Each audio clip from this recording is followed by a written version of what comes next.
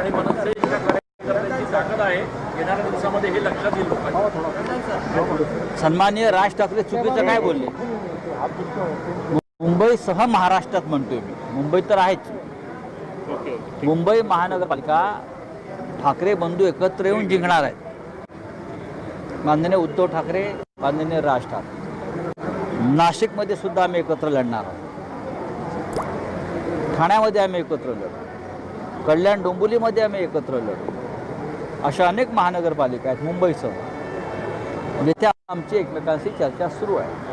आणि माननीय उद्धव ठाकरे आणि माननीय राज ठाकरे यांची ताकद ही मराठी माणसाच्या एकजुटीची ताकद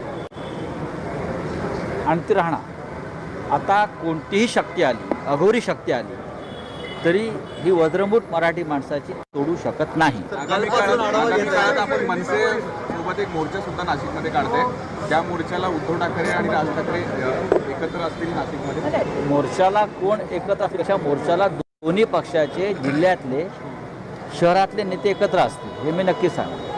तुम्ही जे नपुंसक वक्तव्य केलं होतं त्यावरून भाजपचे प्रवक्ते नवनाथ बने यांनी माफी मागावी तुम्ही असं म्हटलंय। अरे ते नपुसंग लोक आहेत, त्यांना ते स्वतः नपुसंग असल्याचा भास होतो। महाराष्ट्राला नपुसंग करण्याचं काम सुरूच आहे ना, तर चुकीचं काय आहे? या राज्य हा मर्दांचा महाराष्ट्र होता। छत्रपती शिवाजी महाराजांचा महाराष्ट्र, छत्रपती संभाजीराजांचा महाराष्ट्र, शाहू फुले आंबेडकर आणि बाळासाहेब ठाकरेंचा महाराष्ट्र याने सदैव शौर्याची गाथा गायली।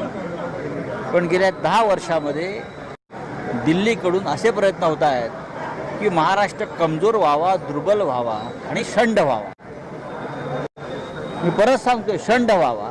हे मागणी करतो कोण चुत्या आहे काय? तो असे मागणी करतोय? चुत्या आहे का तो कोणी? साला मराठी माणूसच आहे ना तो, काय त्याची सुनतागिरी आहे? विचारा जाऊन त्याला, मी बरोबर बोललेलो आहे। नरेंद्र मोदी, अमित शहा, देवेंद्र फडणवीस यांच्यासारख्या प्रवृत्ती महाराष्ट्राला, मराठी माणसाला नामर्द करण्याचा कसोशीनं प्रयत्न करत आहेत की त्यांनी लढण्यासाठी उठू नये स्वाभिमानाच्या प्रश्नावर। पण महाराष्ट्र स्वाभिमानी आहे। आम्हाला माहिती आहे आम्हाला काय खायचं आहे, काय प्यायचं आहे आणि कधी तलवार उपसायची आहे। ती तलवार आता 2 ठाकरे बंधूंनी उपसलेली आहे। त्याच्यामुळे महाराष्ट्राची मर्दानगी काय आहे ती उसळून बाहेर येईल। हे भाजप बिजपचं मला तुम्ही सांगू नका हो।